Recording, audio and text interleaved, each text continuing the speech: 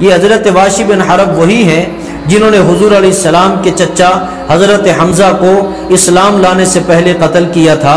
یہ حالت کفر میں تھے، کافروں کی طرف سے گئے اور حضور کے چچا کو شہید کیا تھا۔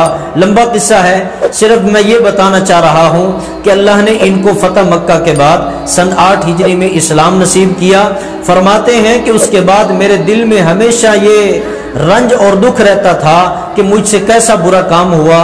یہ دکھ اور رنج میرے دل سے جاتا نہیں تھا، اور دل میں یہ ارمان تھا، انتظار رہتا تھا، تمنا تھی کہ اللہ مجھ سے کوئی ایسا بڑا کام لے لے کہ جس سے میں سمجھوں کہ میں نے اس کا کفارہ ادا کر دیا ہے، کہ اتنا بڑا جرم کیا، اللہ مجھ سے اسلام کے لیے کوئی بڑا کام لے لے۔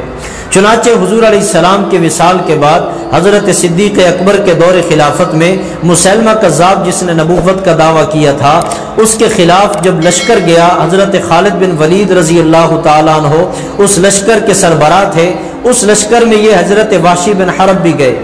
چنانچہ فرماتے ہیں کہ میرے دل میں یہ ارمان تھا کہ اللہ اس ظالم کا خاتمہ میرے ہاتھوں سے کروا دے، اللہ اس ظالم کو جہنم واصل میرے ہاتھوں سے کروا دے۔ چنانچہ فرماتے ہیں جس نیزے سے میں نے حضور کے چچا کو قتل کیا تھا، اسی نیزے سے اس ظالم مسلمہ کذاب کی گردن میں نے اتاری ہے، اسی سے اس کو قتل کیا۔ اللہ